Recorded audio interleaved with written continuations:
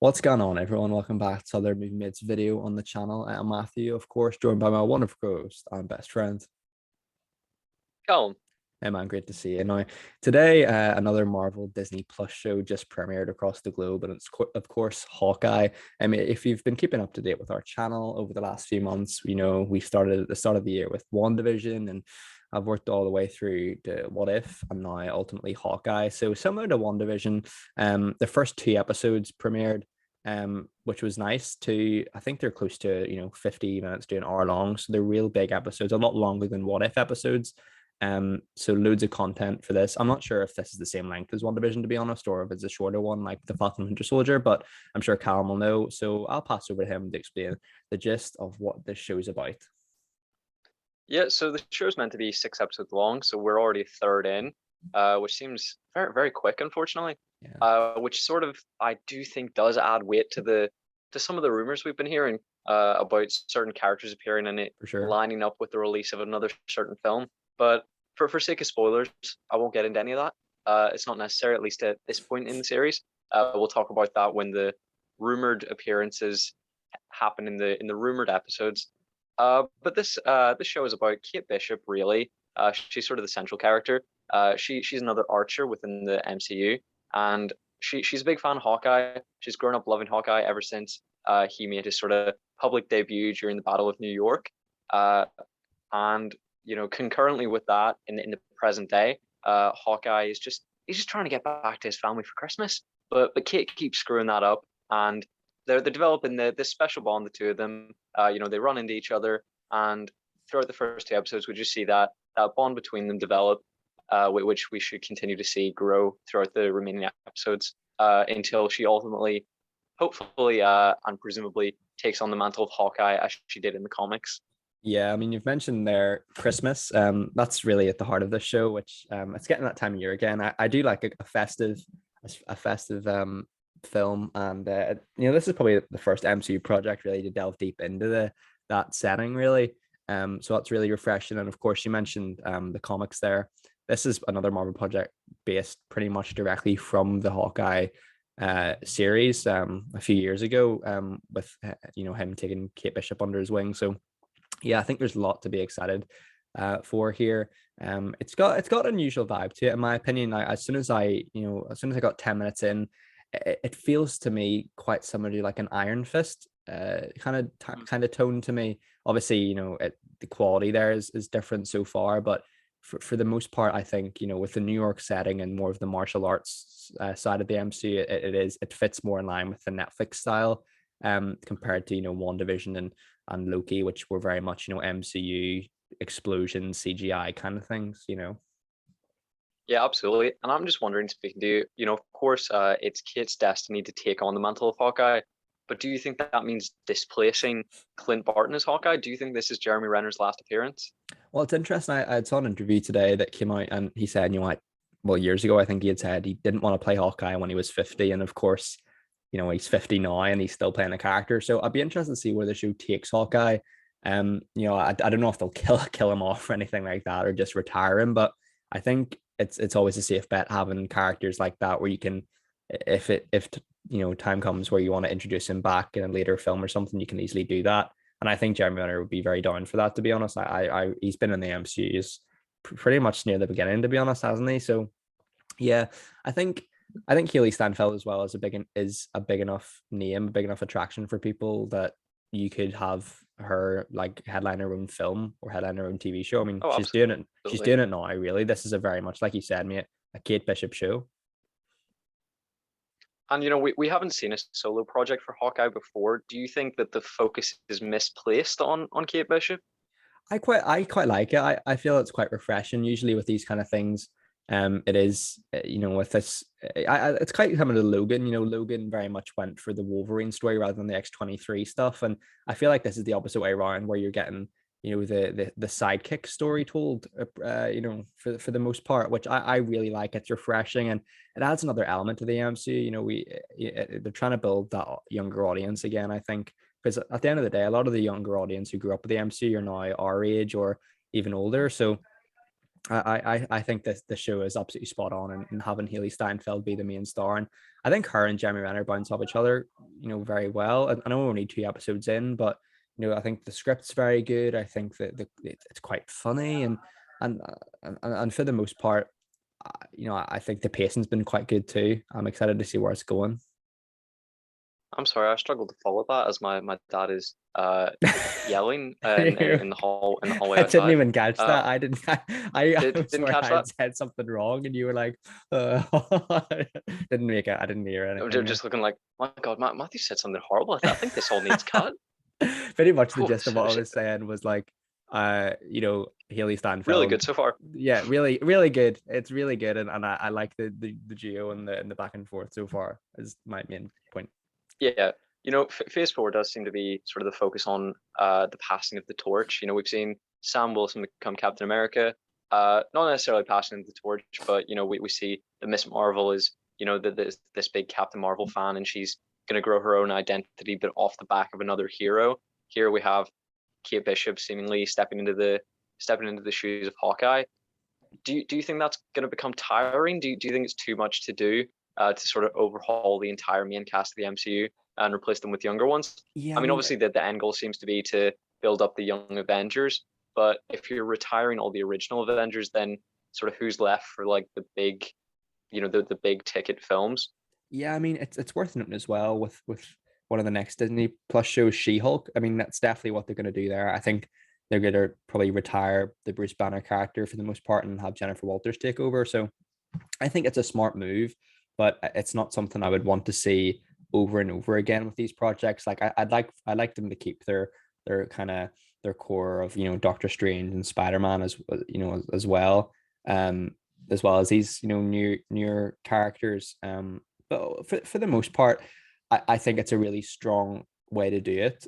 Because like you said, it blends the two really well, like the two generations of the MCU really nicely. And I think Jeremy Renner as well. He definitely come back. I think for a future project, because there's a lot of times in these films where he doesn't have a lot to do, but here he does. I mean, this is very much like I said, it's a Hawkeye show. Him and Kate Bishop, it's their story, and it's refreshing to see him get a bit more screen time for a change, because I always felt that Clint Barton, although Age of Ultron was very much a Clint Barton focused story too, I feel like this one is he gets his just desserts, because I think he's quite an underrated character personally. I think he's great. Mm-hmm.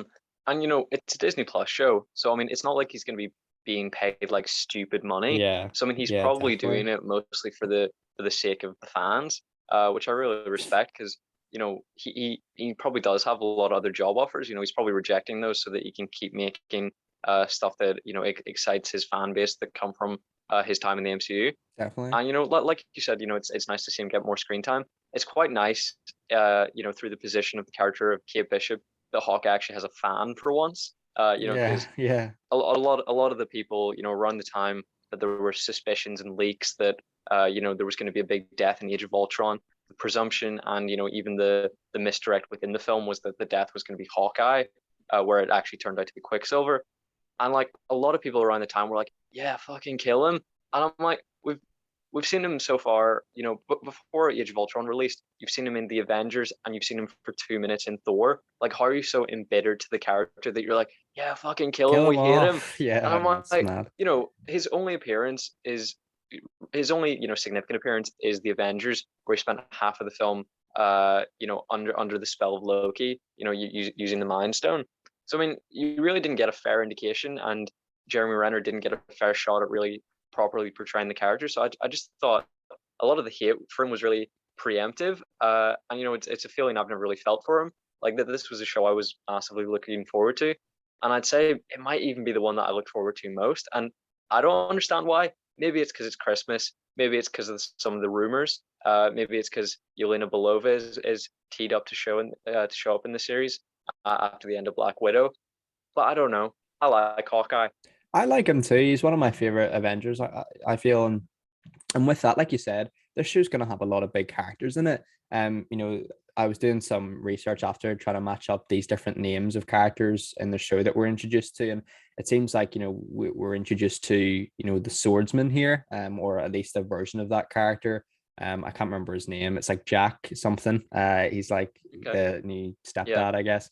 And then also, it appears like Echo is like Hmm. the leader of this tracksuit gang. Now, I know that character is more affiliated with Daredevil. I'm not sure if she's like a villain in the comics or what, but by the looks of it, it seems like she's getting her own spin-off show too. So Hmm. I think this show's gonna have a lot of big characters. You mentioned Elena Belova. I mean, that's one of the biggest ones. And if some of the rumors are true, it's gonna be an exciting time.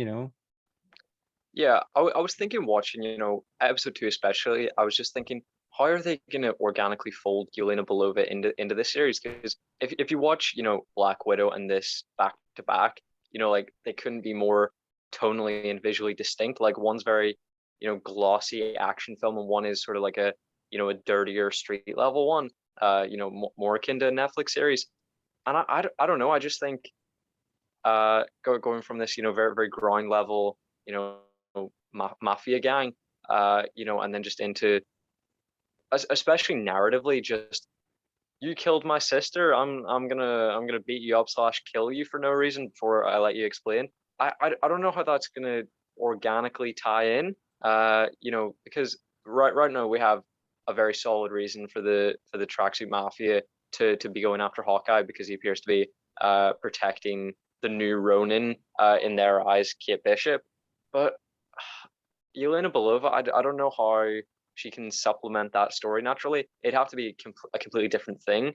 That they would have to really wrap up the tracksuit mafia story and then introduce her. But then how does that link to Kate Bishop? I Yeah. don't understand how that justifies keeping Kate in the show if it's like a personal battle for Hawkeye. And as you said, Callum, like we're already a third into the show, and there's so many characters that have been teased that haven't really showed up yet. I mean, still got Echo to develop, and like you said, Yelena Belova. So I think it's going to be hard to see if they can do it organically. I think they can. I think that the team and Marvel they're good enough to pull it off. It's just I would love the show to be a bit longer. I think six episodes is a bit of a disservice, especially as like a if you compare it to a WandaVision or Loki. It seems like there is kind of like a murder mystery here too, which I quite Mhm. liked. Obviously we see this like New York businessman who's sort of a relative of the Jack character, his uncle or something, is killed, and there is kind of a ongoing mystery. I mean, it seems like it's painting it obvious that it was indeed his nephew that killed him, but it wouldn't surprise me if they do a twist where it was, Echo or Belova or something like that. I mean, it's very possible. So it's refreshing to see that Christmas genre mixed in with this sort of murder mystery too. I really like that. Mm. I mean, Kate's mom is clearly evil, like clearly. Oh yeah, For definitely. the Uncle Armand character to be threatening her, and then on the same night she's killed. He's killed. You Mhm. know, Kate's immediate suspicions obviously go to Jack, and he's sort of quite literally like the mustache twirling. Yeah, I I'm a know. bad guy. Mhm. He obviously has that outward appearance, and he has this smarmy demeanor. But I think she's very obviously evil, and I just hope they don't like play that for a reveal when it seems that Yeah, was very I apparent, agree. as of episode 1. She was having that back and forth with the guy Armand right before he died. Like, it should be absolute. It should come as no surprise to us if she's revealed to be one of, if not the principal villain of the whole show. 100%, 100% agree. And one thing I really appreciate about the first two episodes is the amount of heart and emotion it has. I like that's something I've been quite critical about Marvel about recently, is that there seems to be a lack of heart there and things like that, with all these explosions and CGI filled films recently. But here, it's just the fact that they bring back like, characters like Hawkeye's wife, Linda Cardellini. Like she has no real reason to return to a show like this. I'm sure she's got other things going on, and for the amount of screen time she has, she probably thinks what's it worth. But I just like little details like that where I think even some of the child actors must be the same. I'm not too sure because they look a lot different, obviously, since we last saw them, because naturally I kids know grow. the daughter is played by the same actress, because she's, if I'm right, Joe Russo's daughter. Yeah. Okay. Well, that's interesting. I mean, it's like things like that, Callum, where I absolutely love the attention to detail there, and with that, as you know, there's a cute dog as well. So it's a win-win. It's a big win for you, is it? It's a cute dog. It's Christmas time. It doesn't get better than this, mate. Honestly, it's great. Well, you said it doesn't get better than this, but we do get a beautiful, touching performance from Rogers the musical. Yeah. And I'm just Yeah. curious. We've covered musicals in the past. We watched 3 hours of Hamilton. 3 hours that I'm kind of curious to watch Hamilton again and see whether I hate it this time around. Just because normally, sung dialogue normally pisses me off. Like Into the Woods was, it was a rough one. I saw that. We in went the to see cinema. Mamma Mia together, didn't we? Yeah, that Too. was pretty was great. good. But I always knew I loved Mamma Mia. But my question to you is, based on the the snippet that we do get, would you want to see a full length Rogers the musical?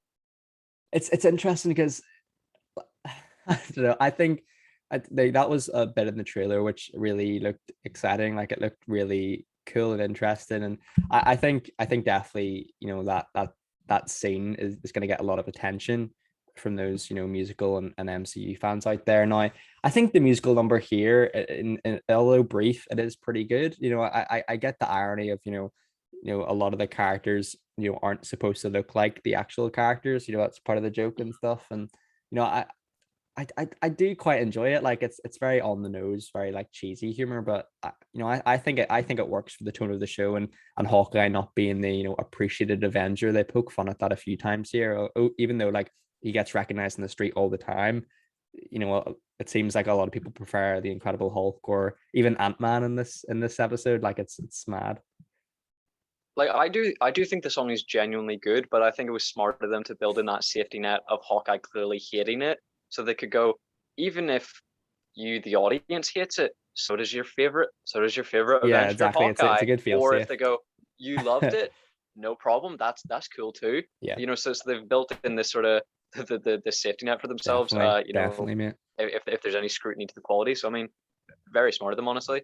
Mhm. I just have one gripe, and this is not with the show. This is with, Avengers Endgame, really, and with Arrow. Weirdly, that this is something I've always Okay. wanted to talk about, but has never really come up. There's a storyline in Arrow where Oliver Queen, he goes around murdering people with his bow and arrow for the first few seasons of the show. Then he eventually decides to stop murdering people, and instead just incapacitates them, captures them, and then it comes back around in season 5, when he is, he's broken down, by the villain of the series, Prometheus, and he's sort of exposed. The character, the villain, is meant to be like exposing him for the fraud he is, and Oliver admits to enjoying killing because he liked the idea of putting like a fatal stop to the villains. And then throughout that season, there's massive ramifications of the fact that he used to murder people. But then every single week on the show, whenever Team Arrow would go out on a mission, he would shoot arrows to incapacitate villains, and then Diggle would straight up shoot them in the face. So I mean, if anyone on Team Arrow is a murderer, Diggle. it's Diggle. Bloody like Diggle has killed Diggle. so many more people than Oliver, but he got off scot-free, and then Oliver's the murderer of the group. And this is my issue with Ronin, where Black Widow shoots people in the face every single day. Steve Rogers is breaking people's necks with his shield, but Hawkeye Ronan pulls out a sword and then suddenly he's a monster. Like it makes no sense to me. Like why are they considering him like a bloodthirsty monster just because he kills as many people as anyone else on the Avengers? Like, I find it so strange. Tony Stark illegally entered Golmira and then killed a bunch of terrorists with missiles. Like I don't understand why that's they're saying it's because it's like the detachment from the murders. It's not up close and personal, but I mean,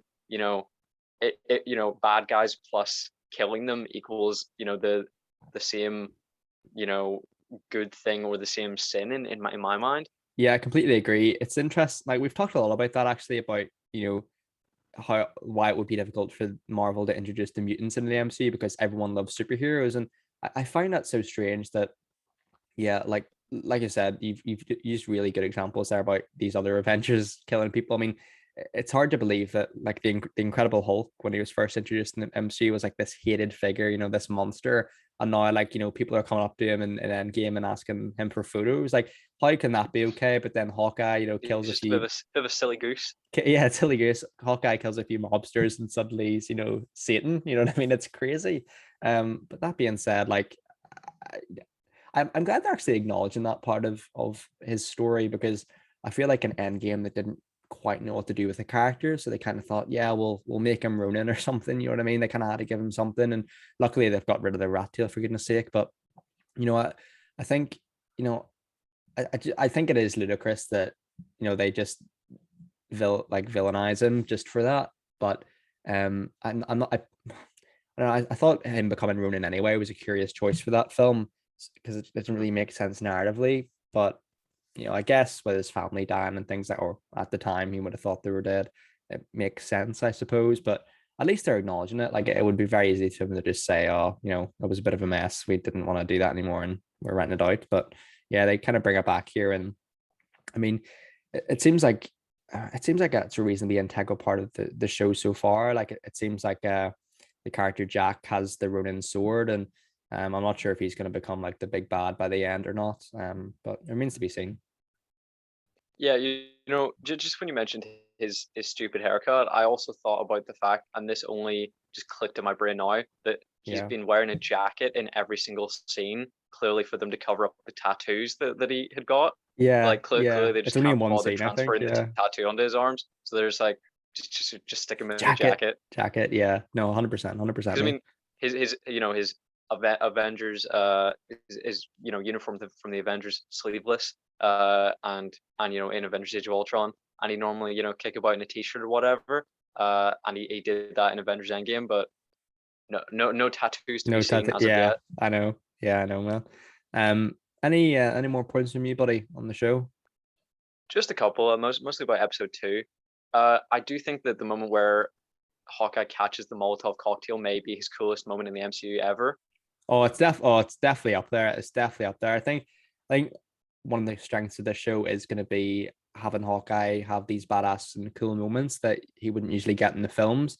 It's interesting. Like, it's been 2 episodes, mates, and we haven't really seen him with a bow and arrow yet, I don't think. So it's Hmm. it's showing him that he's this multi-talented individual. I mean, he's probably one of the most deadliest uh, you know, agents of Shield out there, really, if not the most. So, and I'm also glad they don't completely forget that, you know, Black Widow is dead. Like, they kind of acknowledge that in the first episode. He's clearly grieving still, and you know, I'd be interested to see if we get any, Budapest flashbacks. Although as unlikely as that may be, I'm still glad they don't completely neglect everything in the films, because at the end of the day, that's when the character was developed in those films. So it makes sense to at least acknowledge them. Yeah, I mean, after we find out what exactly occurred in Budapest, it seems kind of fucked up that like Natasha's kind of like you know referencing it in this kind of like casual Yeah. joking way Yes. during the Avengers. Yeah. Doesn't it just? I mean, do you think we'll see any other MC cameos in here? Although there is rumors, which I'm sure we'll talk about in the relevant episodes. Do you think we'll see like any Shield agents here, like Maria Hill, anything like that? Ooh, hard to tell. I think it would be difficult to organically fold them in. It does seem, as you said, the most similar in tone to the Netflix series. So I think an appearance from any of the Marvel Netflix characters would feel you know I think it would feel in place. But I just don't think they'll do it as a Yeah. I think the character that is rumored to appear would fold organically into the show, especially considering the identity of Echo. Yeah, I think it would work really, really well. That character you're talking about, I mean, that would actually make my day. Like, if that character shows up, I mean, I'll be amazing. Yeah, it would be good. Like, honestly, I am counting down like the weeks before those kind of episodes more than I am Spider-Man No Way Home. Yeah, at the moment, yeah, definitely. I mean, I'm guessing if this is a 6 episode miniseries, the show must conclude pretty close to Christmas time. I'm guessing, I'd imagine it probably is around like the 17th or something, is it? Something like that. Yeah, so the next one will be out on the 1st, then the 4th episode out on the 8th, then the 15th, then the 22nd. 27th. So yeah, Okay, right, should right, wrap up on close. the 22nd then.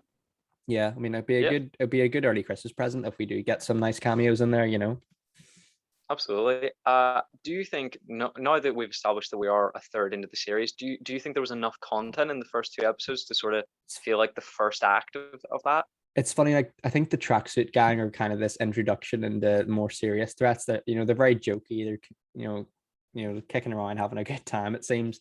Um, and it's strange, there hasn't been a whole lot of action yet, which it's in a weird way I quite like, you know, to have the time with the characters and things like that. And the show doesn't start off how I'd imagine it to. I would imagine it to start off a lot more serious, a lot more like, you know, nitty gritty, but it's very lighthearted, and I'm glad it has that Christmas theme to it too.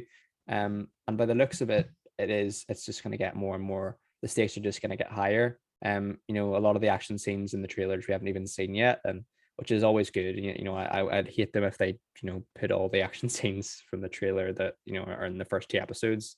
That'd be a real shame. So I think I there's don't know. plenty. Maybe that would be better because then you have the surprise of four I mean, I completely guess so. unseen episodes. Yeah, I guess so. I think for me the main thing is they definitely haven't, you know, used up all their action scenes yet. There's going to be loads more to come, and with that, I think the pace of the show's been pretty good too. Like they haven't sort of went, you know, all out too quickly. Like it's been a slow pacing, and definitely by the third episode, I think we'll get a real indication of where it's going. You know, with Echo and this tracksuit gang, and definitely with with you know Kate Bishop's family and stuff like that. That's an element of the show I didn't really expect, delving into Kate Bishop's family. It is quite similar, like I said, to Iron Fist. You know, with Danny Rand and things like that. Like the core of that show is his family and the conflicts with the Meachums and stuff there. So I'm really intrigued to see where it goes, man. Yeah, I think if you compare it to, the latest Marvel films, if you think, I rewatched Shang-Chi and the Legend of the Ten Rings the other day, and Yeah, like the first third of that is sort of a slow build, and then the middle is quite slow, and then the third act is like insane craziness for a really solid period of time. So I think, hopefully it follows a bit more balanced structure to that. But I think the slow pace of the first two episodes isn't exactly a negative indication for yeah, how the rest of the series will play out. yeah. No, And I we've got 100%. 5 hours. Yeah, yeah, exactly. Like that's the strength of having longer episodes too. I mean, I'm so glad they're like, you know, close to an hour long. It's fantastic. But I am really happy that the age of like 13 episodes for every TV show that comes out on streaming is over, because it was just becoming so difficult to manage. Like obviously Netflix series are still coming out, but they do sort of try to do between 6 and 10 these days rather than Yeah, 13, because like 13 was just so unmanageable. dude. Like I haven't binge watched a TV show since I started my job. Like I can't do it anymore. Like I mean I watched season 3 of You, but like everybody's talking about Squid Game. It's Squid Game Yeah, all I the haven't seen time. it, mate. Haven't had a I chance. haven't seen it. Um, dude, I remember when the Defenders came out, and I think it's 8 episodes.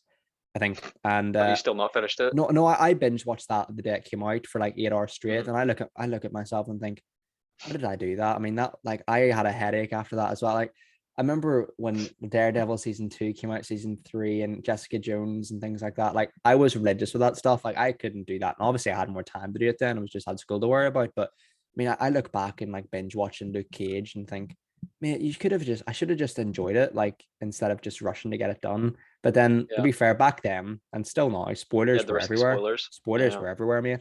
Um, but yeah, I do miss that time. Like I do miss the time of like watching, you know, the latest Marvel Netflix show on a school night and stuff. Like that was that time, like 2015 to 2016, when you had like the hype for the Avengers and Civil War and things like that. Like that was a good time because the Netflix shows were really in their prime then, weren't they?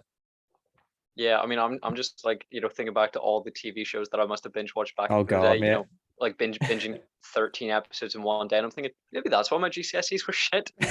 Mate, I do honestly, mate, I don't know anyone like who like must have a memory like you, because the amount of TV shows you must watch and the amount of character names and plots you must have to remember Yeah, is insane. it is a bit Fucking crippling. mad.